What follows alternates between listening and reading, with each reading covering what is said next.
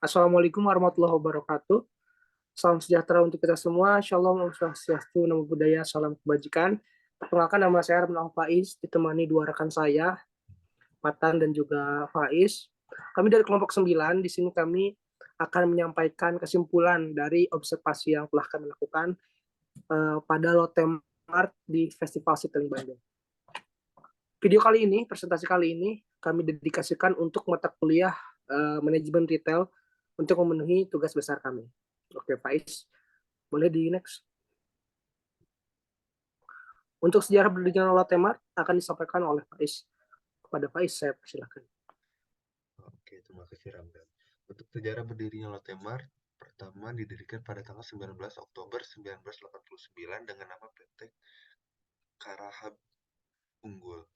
Pada September 1992 menjadi Cash and Carry, pada 1999 menjadi PT Makro Indonesia, pada 3 Juli 2008 Makro Indonesia dijual. Pada 7 Oktober 2008 Lotte Group mengakuisisi seluruh aset PT Makro Indonesia. Kemudian pada tanggal 14 April 2010 nama Lotte Mart resmi diterapkan. Oke, visi Lotte Mart yaitu Lotte Mart Hypermart ingin menjadi yang terdepan dalam menyediakan kebutuhan usaha untuk para pelanggan profesional dan juga memberikan kenyamanan dalam berbelanja.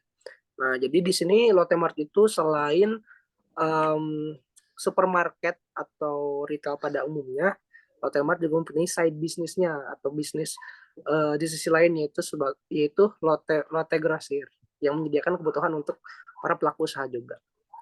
Untuk misinya sendiri yaitu konsep untuk membangun landasan dalam kegiatan bisnis Lotte ini memainkan peran penting dalam memperkuat kebanggaan dan kesatuan karyawan Lotte dan memotivasi mereka untuk bekerja demi tujuan bersama seperti kekayaan, kontribusi, dan juga ekspansi.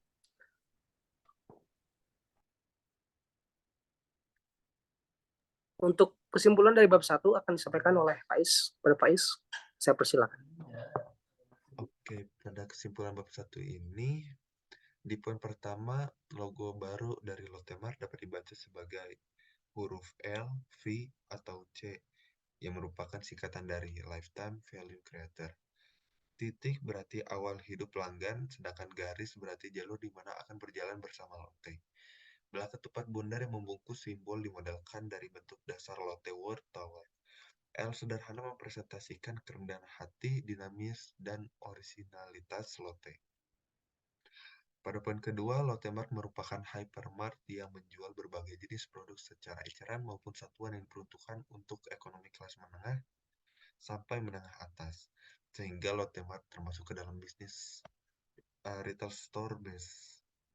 Kemudian pada poin berikutnya, hypermarket berada di posisi retail yang menetapkan harga produk di harga rendah dengan pilihan macam barang yang luas. Pada poin kelima, keunggulan kompetitif Lotte Mart yaitu Lotte Mart memiliki tempat yang luas sehingga Lotte Mart dapat menjual banyak produk. Selain itu, penataan barang yang dilakukan Lotte Mart sangatlah rapi dan mudah dimengerti oleh para pelanggan. Kemudian pada poin ke-6, strategi pertumbuhan retail yang digunakan oleh Lotte Mart adalah market penetration. Pada poin ke-7, produk yang dijual Lotte Mart dapat digunakan oleh semua umur, kalangan, dan pekerjaan. Namun, Lotte Mart lebih fokus kepada kalangan masyarakat menengah ke bawah. Pada poin ke-8, Lotte Mart telah membuka lebih dari 28 gerai yang tersebar di seluruh wilayah Indonesia. Oke.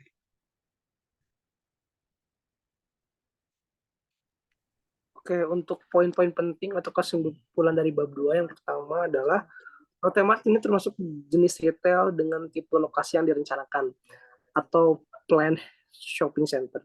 Karena si Lotte Mart ini terletak, biasanya sih di Indonesia sendiri Lotte Mart ini terletak di dalam mall, yang mana mall itu adalah salah satu tempat pusat perbelanjaan di tengah kota. Yang kedua adalah metode penjualan yang dilakukan Lotte Mart untuk saat ini adalah multi channel, karena Lotte Mart sendiri memiliki dua jenis saluran penjualan yaitu online maupun offline. Untuk offline kita bisa datang ke kedainya langsung. Untuk online, Lotte Mart memiliki website resmi mereka. Yang ketiga, Lotte Mart mempertimbangkan kemudahan diaksesnya suatu gerai oleh pelanggan. Maka dari itu, mereka memilih Bandung Festival Citylink yang lokasinya sangat strategis, yaitu di tengah kota. Boleh di next slide. Pada proses pembentukan atau memanage sumber daya manusia yang ada, Lotte Mart melakukan beberapa tahapan untuk seleksi karyawan, yaitu waktu untuk melakukan seleksi, Lotte Mart mengharuskan melamar melalui website resmi karya Lotte Mart dengan mengirimkan berkas seperti CV dan lain-lain sampai dengan lolos. Setelah dinyatakan lolos, para calon pegawai akan melakukan pelatihan terlebih dahulu sebelum akhirnya bertugas di Lotte Mart sesuai dengan posisi yang dilamar. Poin selanjutnya adalah Lotte Mart menyediakan beragam diskon sebagai bentuk promosi jangka pendek, serta menyediakan kartu membership dan juga Lotte Mart Point App sebagai keunggulan dan promosi jangka panjang. Yang selanjutnya adalah Lotte Mart sering melakukan promosi seperti memberikan produk gratis kepada pelanggan yang menggunakan kartu debit dari bank-bank tertentu dengan minimal pembelian yang telah ditentukan. Jadi Lotte Mart ini sering bekerja dengan beberapa bank, contohnya seperti observasi yang telah saya lakukan bersama tim. Lotte Mart melakukan kerjasama dengan Bank Cimniaga dan juga BNI. Mereka ini bekerja sama jikalau pelanggan membeli atau berbelanja minimal 750.000, mereka akan mendapatkan satu paket minyak ketika mereka melakukan pembelian menggunakan kartu debit BNI atau Cimniaga. Poin selanjutnya adalah beberapa produk Lotte Mart memiliki harga yang sedikit lebih tinggi dibanding dengan retail lainnya, dengan selisih beberapa ratus rupiah. Boleh next slide? Oke. Untuk kesimpulan bab 3 akan disampaikan oleh teman saya Fatan Kamil. Pada Fatan, saya persilahkan.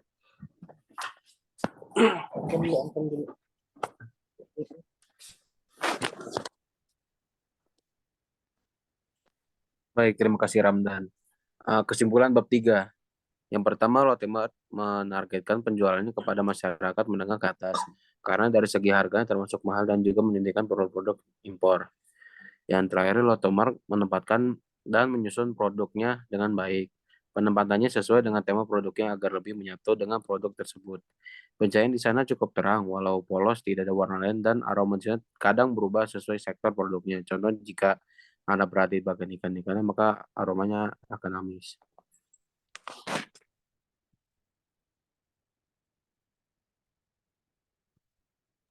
Oke, berikut adalah dokumentasi dari tim kami, di mana kami mengobservasi beberapa bagian di gerai Lotte Mart.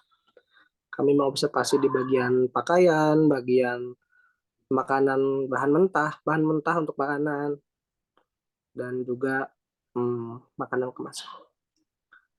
Balik next page.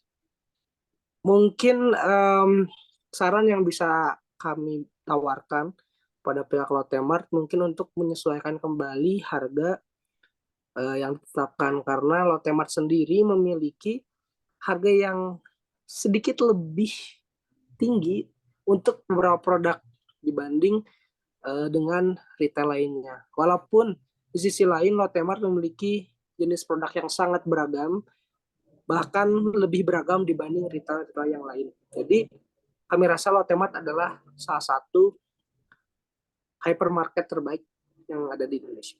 Mungkin cukup sekian dari kelompok 9, saya Ranul Al-Faiz bersama Muhammad Faiz dan juga Fatan Kamil mengucapkan terima kasih banyak kepada seluruh pihak yang membantu dalam observasi dan juga tugas kali ini. Saya juga mengucapkan terima kasih banyak kepada Ibu Nelly selama 1 semester ini. Mungkin cukup sekian laporan tugas besar dari kami. Assalamualaikum warahmatullahi wabarakatuh.